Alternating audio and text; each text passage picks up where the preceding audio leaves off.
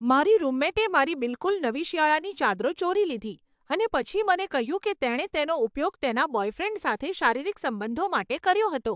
હું અને મારી રૂમમેટ નિક્કી, અમારી વચ્ચે એક ખૂબ જ કડક સિસ્ટમ છે. અમારા ઘરમાં બધું જ બરાબર વચ્ચેથી વહેંચાયેલું છે. તેની વસ્તુઓ જમણી બાજુ હોય છે અને મારી વસ્તુઓ ડાબી બાજુ. ખરેખર આ આઈડિયા તેનો જ હતો. શિયાળો શરૂ થઈ રહ્યો હતો, તેથી મેં ગરમાશ માટે જાડી અને નરમ ચાદરોનો એક નવો સેટ ખરીદ્યો. મેં તેને ધોઈ પેક કરી રાખ્યા અને રવિવાર સુધી રાહ જોઈ કે ક્યારે તેને લગાડું. પણ જ્યારે રવિવાર આવ્યો ત્યારે તે ગાયબ હતા. મેં નિક્કીને તે વિશે પૂછ્યું અને તેણે સહજતાથી કબૂલ્યું કે તેણે તે ઉધાર લીધા હતા કારણ કે તેનો રૂમ ઠંડો હતો.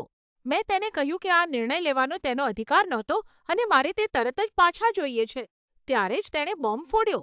તેણે મને કહ્યું કે કદાચ હવે હું તે પાછા નહીં માંગુ કારણ કે તેણે અને તેના બોયફ્રેન્ડે સેક્સ માટે તેનો ઉપયોગ કર્યો હતો. વાત એ છે કે નિક્કી જાણે છે કે મને કન્ટામિનેશનથી અશુદ્ધતાનો ડર છે. મારા માટે આ માત્ર ગંદુ હોવું નથી, તે મને માનસિક રીતે તોડી નાખે છે. હું કલાકો સુધી તેને ઘસી ઘસીને સાફ કરવાનો પ્રયત્ન કરતી રહીશ, છતાં પણ હું તેના પર સૂઈ શકીશ નહીં. હું ગુસ્સે થઈ ગઈ અને તેને કહ્યું કે તેણે મને નવો સેટ આપવો પડશે.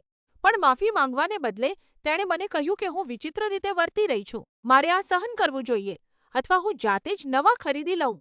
મને ખાતરી છે કે તેણે આ જાણીબૂજીને કર્યું છે. તે બરાબર જાણે છે કે મારું ઓસીડી કેવી રીતે કામ કરે છે અને તેણે મારી ચાદરો ચોરવા માટે તેનો જ ઉપયોગ કર્યો.